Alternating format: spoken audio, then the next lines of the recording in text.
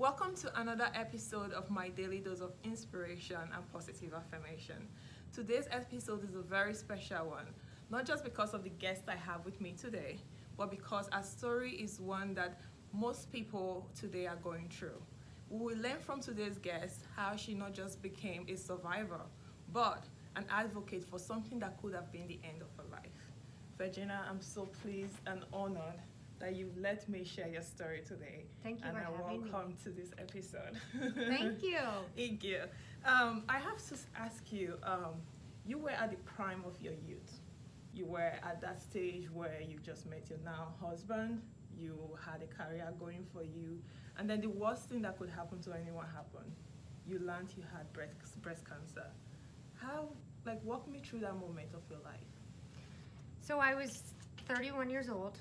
I was in a workout class. I was adjusting my Lululemon workout top, and I felt a lump, and I wasn't sure what it was. I called my gynecologist, and they were like, it's probably nothing. Come in for an appointment in a few weeks. But I just had a feeling that I needed to come in sooner. So I said, do you have a cancellation? Can I come in sooner? And I went in, and they said, it's probably a cyst. I had a history of having cysts. But they said, you know what, we'll get an ultrasound and sort of get this checked out. And that was sort of the point that everything sort of started to snowball. I remember going to get an ultrasound, and the first thing they told me was that it wasn't filled with fluid and that it was solid. And if it's something solid, you need a biopsy. And hearing the words biopsy when you were 31 was an awakening. That was the moment that it changed. Yeah. You know, that was when it sounded very serious. That was sort of, okay, time to call my parents, time to take this a little bit more seriously than I had originally thought. And that biopsy was the moment that sort of fear came in. Yeah. After the biopsy, at that point, you still haven't known what it was. That's the period you're trying to see if or not what you're thinking is real. The minute you knew that this was real, this is what I'm going to be going through, how did you feel? How did you react to that? I think I remember actually specifically, this is the only time that it ever happens with doctors this way. They had told us, my parents were in town, I was with my now husband, and they told us they were calling between 12 and 2 with the results. So of course you assume it's a doctor, they're gonna call it like 1:57, Yes. You're gonna be just waiting. So I lived in the West Village at the time, and my now husband lived on the Upper East Side. So I'd taken the day off from work, and we had just said, okay, let's walk from the West Village uptown and plan on getting uptown around noon to wait for the call. We had a whole day to sort of burn time. Yes. So we were I remember the moment like it was yesterday, and we were at the Empire State Building, and it was about 11 in the morning, and my cell phone rang. And it was the doctor, and they tell you over the phone. Yes. And they said, you have cancer. And I wasn't expecting it because they had told me. No one ever expects that. Well, first of all, you don't expect it in general. Yes. And second of all, they told me 12 to 2 as a Yes. time frame. And also, no doctor's ever early. You know what I mean? They're always late. They're always late, and I expected I was going to be waiting until the last moment, and I was. Just give me 2 hours to live a normal life. And I remember having to duck into, a corridor of a doorway, and take the call because I was on the street. I wasn't in a home. I wasn't in our apartment, and I just remember them saying, you have cancer, and I just started crying, and my then husband was sort of standing there like, what are they saying? Trying. I couldn't put it on speaker. I was outside, and I was just like, I don't, and that was a total blur of a conversation. And at that point, you know, we just sort of hung up and got in a cab and, you know, called my mom, and she was caught off guard. She was off, you know, I caught her on the street doing Yes. something because we were all on a different time schedule. And I think that was just an indicator that of what was to come, that it wasn't going to be it wasn't going to follow rules, you know? It sort of set me that, you know, it wasn't going to be on my terms how this was going to be. Yeah. I had planned to be sitting there between 12 and 2 with my whole family and waiting for a call, and it happened at 11 at the Empire State Building, and that was how it was going to go. It's funny that you put it that way, because most things that happen in our life, we always have like this time frame in our head. You know, we plan everything, but life never happens the way Nope. we plan it to be. And I was listening to your pre-wedding interview with New York Times that you Yeah. did with Walter, your husband. Yeah. And one thing that he said that really struck me was, throughout when you were sick, you smiled and you laughed. I thought that was so powerful, because we, on our daily activities, we have headache and our day is miserable. But you were going through something that could have maybe be the end of your life, and you were able to smile and keep that positivity. What gave you that drive to stay positive and fight through your pain with a smile? I think, you know, I think a lot of it's personality. Yes. And I think that both my husband and I deal with fear with humor. And that was I was so scared. And I think that to cope, I had to laugh, because sometimes you just have to have humor and smile to just hide the fear or to deal with the fear. It also was so surreal that it also did make you laugh.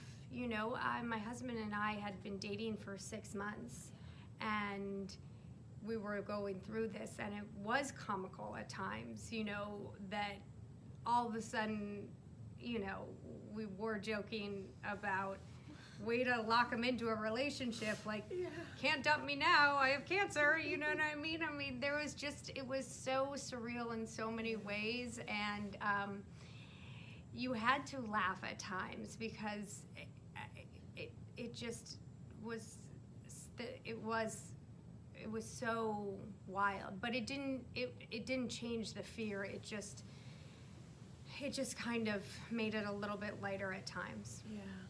And I hope people at home are learning from this. Like, no matter what you're going through, it's not like feeling sorry and feeling in pain and like being miserable most often isn't gonna change the situation.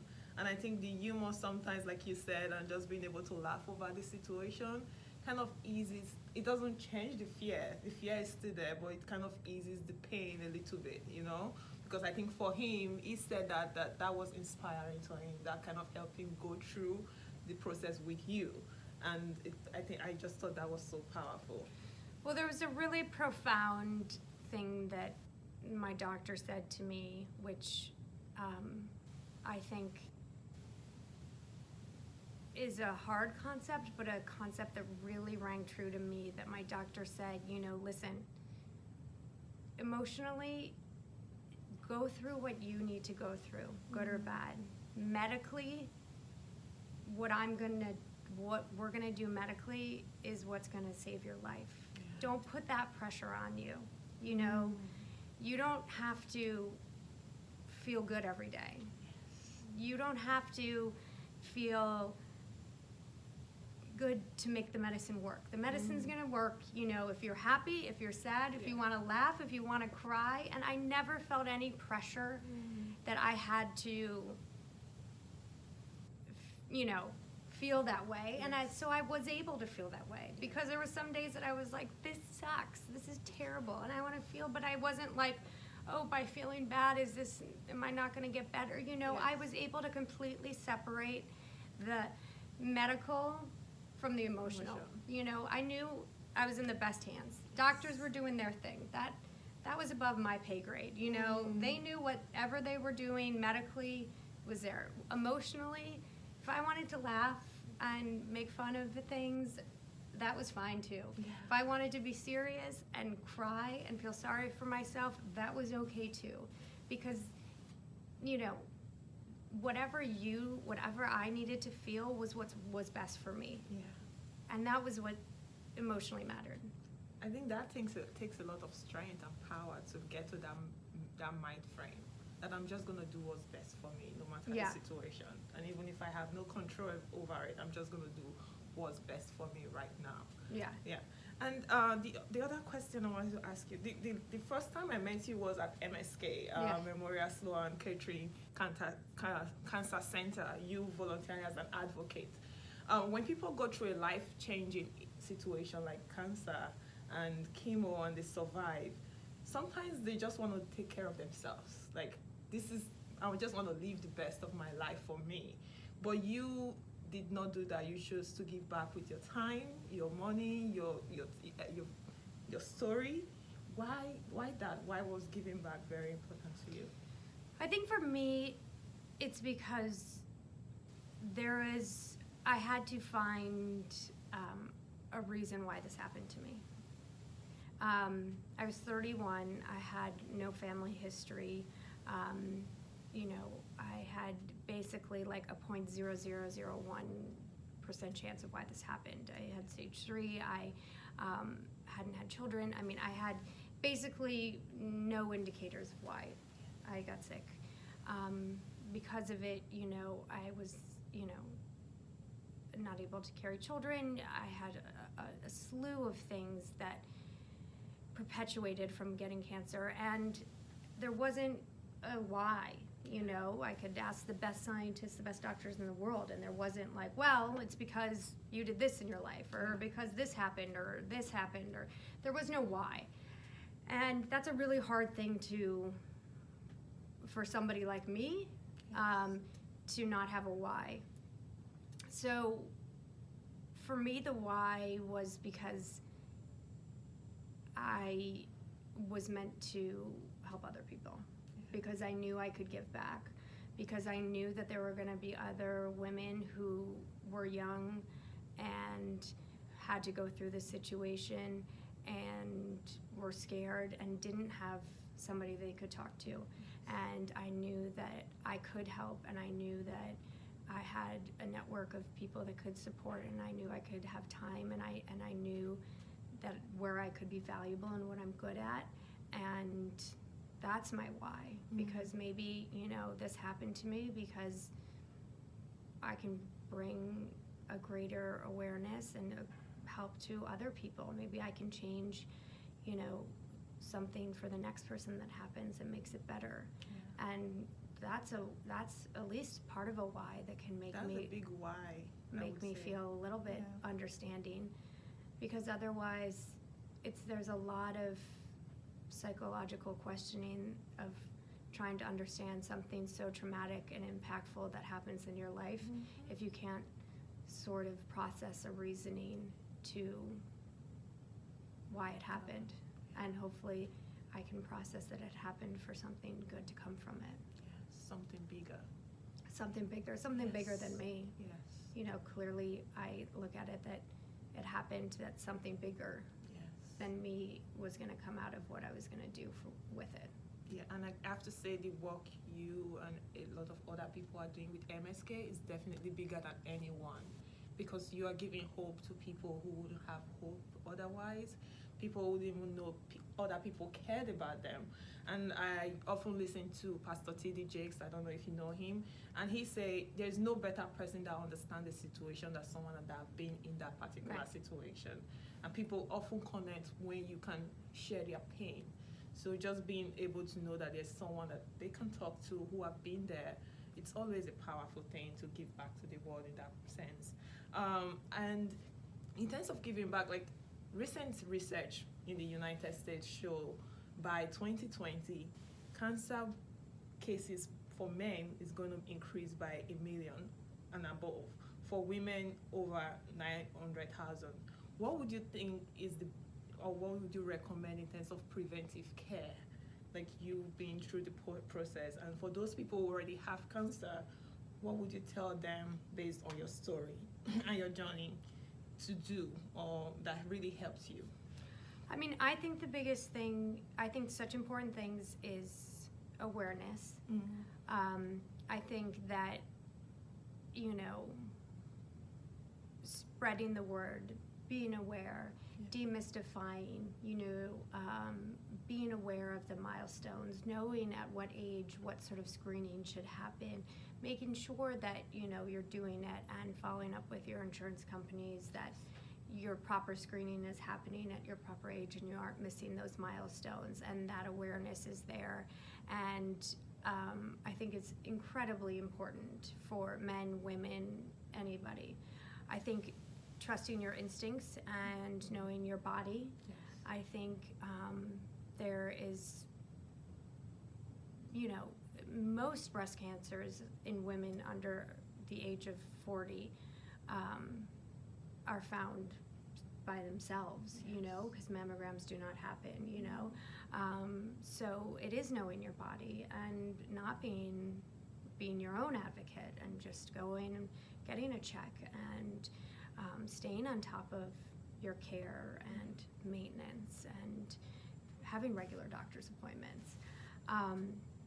And I think in general for, you know, survivors is being able to also take away the fear too. I think a lot of people are like, well, I don't want to know if I do have it.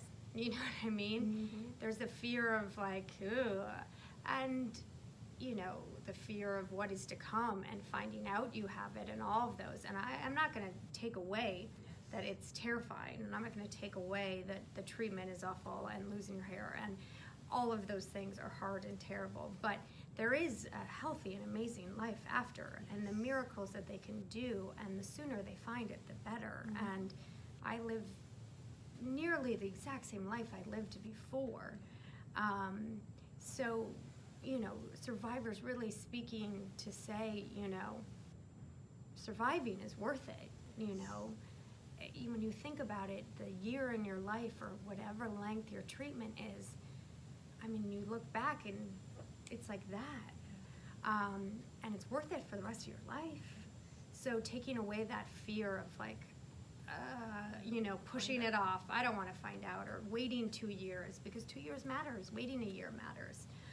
So I really advocate, I think, for survivors to open up and being like, it's okay, you know what I mean? It's really okay. I think is really important. And talking about that fear factor, people, when they find out they have life-changing illness like cancer and anything otherwise, their major illness beside cancer that are really life-threatening, there's this tendency to fall into that state of fear and depression, and sometimes people don't just give up before they will fight through the process, because the medical process is, of course, not a fun one. It's not a very pleasant process, but it is something that would give you back something bigger. Like you said, the life afterwards is almost as good as what you had before. What would you tell those people who often tend to go in the fear factor section of like such news? How would you tell them to fight through whatever life throws at them? Listen, you know, I'm really practical about it. I think there's the physical struggle and the mental struggle, and they're both happen. I happen to have experienced them in different times. Everybody's going to experience them at some point. You're not going to avoid them. You know, I tell patients when I meet with them all the time to think that either one of them you're going to escape from is unrealistic. When I went through the physical part, I had so much adrenaline that I didn't experience the mental part. You know, I am Superwoman, and, you know, I was smiling the whole time, and I was, you know, I'm gonna be an A+ cancer patient, and I'm gonna do everything, and I'm gonna knock this out of the park, and I'm gonna be great, because it was adrenaline, and I was physically fighting things, but I wasn't mentally. I was just shutting down mentally, and I was pushing through. My mental part came about 2 years later, and that's when the depression came, and I was like, whoa, what happened? I have not processed any of this. So as long as you're aware that, and I wasn't I thought at the time I wasn't as aware, you know what I mean? I was like, okay, I'm just gonna power through, and I wasn't that aware that that mental part was gonna need to be processed at some point. So, when I talk to people who have been diagnosed, and some start in that mental part, some start and they're already processing it mental, and that depression comes in of why this is happening in my life, and that part's coming in. And they might not have even gone through the physical, the chemo or the surgery or anything, and they're already in the mental. And I say, listen, there are these two battles you're gonna fight. This mental and this physical. They're both gonna be there. And that's okay, Just know they both have a beginning and an end. They both have a beginning and an end. They both need attention. Don't hide either of them. Yeah. But also, don't let cancer take over both of them. Don't let cancer win for both of them. So process them, take your time with them, but you're never gonna look back at life and be like, I wish I had let, cancer make me more depressed. I wish I had let cancer take over more of my life. So give them each their space, but know that those are two phases that you're gonna have to work through, and you're gonna have to give yourself an end point for both of them. And they both do. And I think it's helpful when you kind of are able to categorize them a little bit and realize, you know what, you're right, I'm in this mental dark space and I need some help for this, just like you need physical help, just like when you take medicine or you get physical therapy, maybe you need some mental help, and vice versa. So it's okay to get help. It's okay to go through all of those processes. I have a team. I have a team of therapists, that I went to. I had social workers I went to. Yes, I am such an advocate. It is a daunting,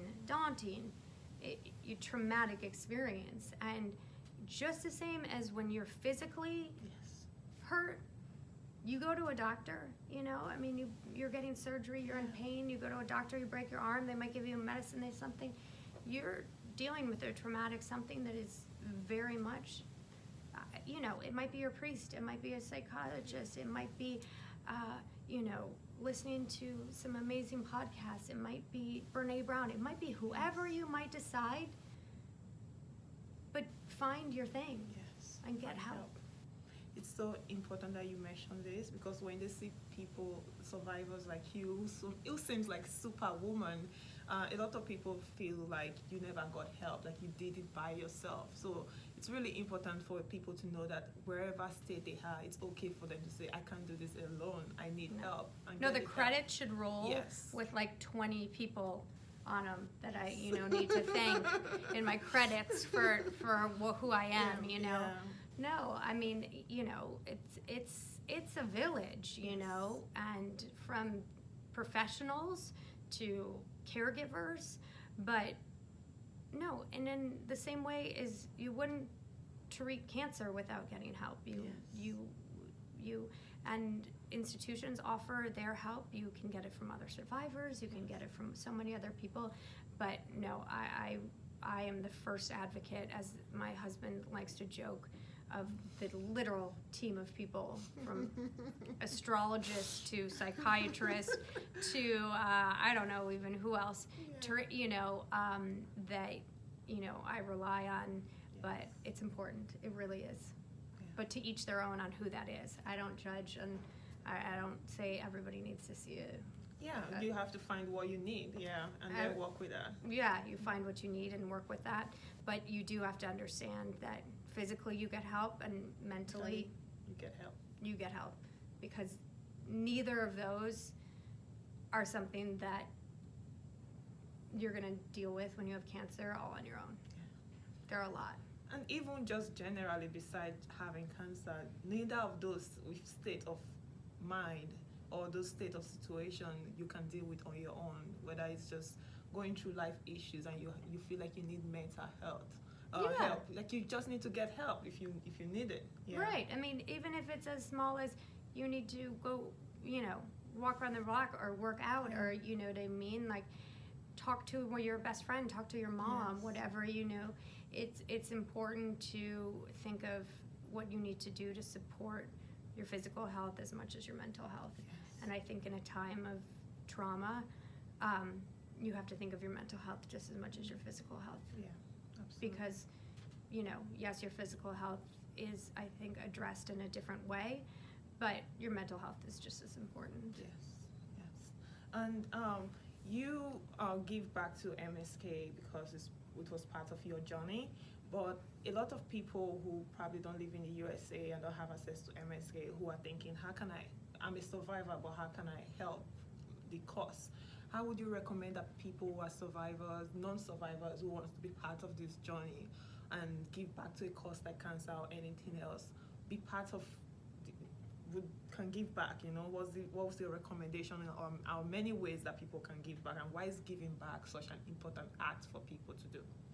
I think I think giving back, especially with cancer, is such an important thing. I think 1 in 4 people are going to have cancer.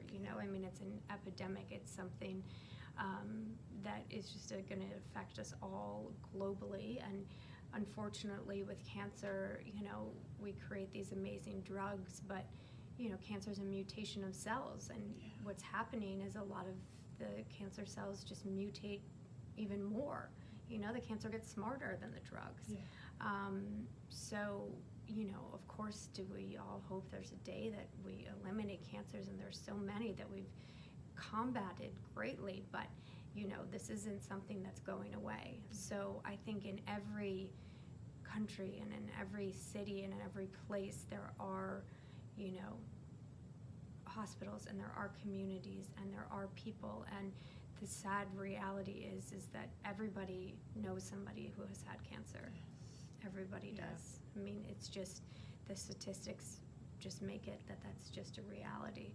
And I think what people can do, there's the bigger scale, what they can do, and there's the volunteering, and there's financial contributions, and then there's a smaller scale, and that's, each person is responsible for taking care of themselves. And I think the only way that, we get smarter with our science and, get healthier people is by going to the doctor and by following the protocols that are set out and doing your proper screening. And I encourage everybody to participate in any research or anything that is offered to them and really help the medical community attack this. So, on a small scale, it's just take care of yourself, because the population, we don't want the population to get sicker. Yes. On a large scale, like everybody to, donate tons of money, volunteer in cancer hospitals, give to the world, but, on a small scale, Be healthy. Yeah, be healthy. A healthier population is a better population. Is a better population, Yes. And that's really where we can move the needle. I've learned so much from you. I'm inspired by you and your story. And I have to ask you this last question. Sure. Throughout your journey, what was the peak of it that really broke you, or like the one that really inspired you the most, and how did that impact your life afterwards? I have to end with that question. What inspired me the most?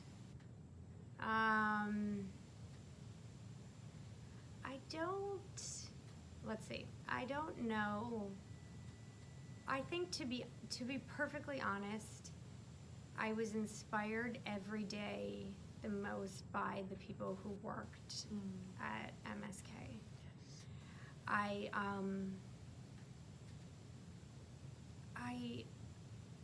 So it wasn't something like a moment, on my New York Times video, you could see that we got engaged there. The medical professionals, the people who are nurses and doctors, and even the people who clean the floors and do everything in a hospital, to genuinely every day come to work, and as somebody who's worked their whole life and have a career and all of those things, and have such a passion to save lives and do well and the patience they have and the caring and the tenderness and what they have to see on a day in and day out basis is so inspiring that it is one of the big reasons that I was like, geez, I can do more in my life, you know. This is really like a lot. This is a lot. This is a hard job. I complain like my boss is yelling at me about something, you know. I mean, this is like dealing with life and death and every day and seeing this. And there's just a grace and a level of professionalism and a level of care.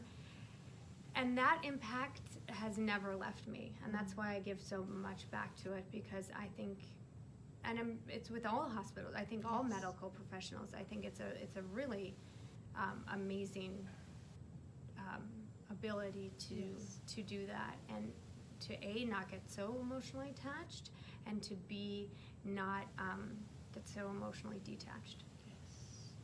And it's funny because it seems like you listened to my episode I did on Thanksgiving and the importance of people just bringing their best to work and whatever they do, because you never really know how impactful that act of kindness would be. And I did use doctors and nurses as an example, because I had been through like an operation before, and the nurses and doctors gave me reason to want to leave. Yeah. Every time they come in, the smile they have, the hope they give you, the, like you said, the professionalism they have. It's just like, how are these people just doing this every day? Yeah. It's really, really nice to just see that other people are giving so much of their life back to other people, you know? And I'm glad that impacts so quickly. Yeah, and I do feel like there is, you know, whatever bit of karma there is out there, whatever bit of good that, you know, I can give back in any way for the amount of good that I've received. And it's an ironic concept, because, you know, I did have cancer, and there are a lot of horrible things that have come with it, and a lot of things that, you know, I'll never sort of be the same from in my life because of it. But yet I feel so many wonderful good things that came out of it, and so many people that I was so blessed to have enter into my life, that I do feel this indebted gratitude to give back. Yes. And I don't have an anger or resentment for it to happen. I really don't. I really feel like it made me that much more grateful and appreciative to how many people do so many wonderful things every day and might go unnoticed. Thank you so much for sharing your story. And for the viewers back home, we've heard from Virginia, who is a breast cancer survivor, but most importantly, she's a mother, she's a friend, she's an advocate, she's a warrior, and every day she has stayed thankful for everything that she's been through. Most importantly, all the good things that have come with us, a story, and our goal is to keep giving back to life and doing the little things that matters. And I hope our story can have inspired everyone that listening to this episode, and we can, in our little way, give back with our story, our time, and most importantly, just take care of ourselves and be healthy. A healthier society is a better society, like she said. Thank you so much. Thank you so much for having me. It was great to have you here. Thanks.